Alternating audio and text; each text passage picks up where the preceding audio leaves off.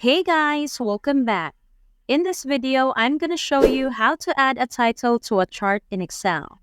You'll also discover how easily the chart title can be formatted or, if necessary, removed. Let's get started. To add a title to a chart, click anywhere within the graph area. Then click on the green plus sign located next to the upper right corner of the area border. Excel will display a list of chart elements that might be helpful when editing graphs. If you select Chart Title, you'll notice a text box for the title has been added in the chart area.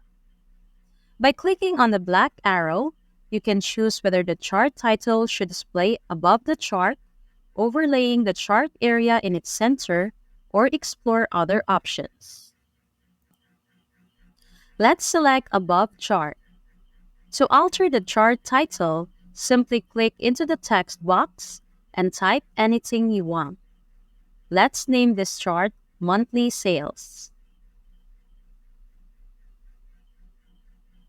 You can make additional changes and format the chart title by right-clicking on the text. Through this quick menu, you can modify the style, background color, or outline as you prefer. You can also adjust the font size and type. Click on the title again and select the entire text. You will find options to adjust the size and font type according to your needs.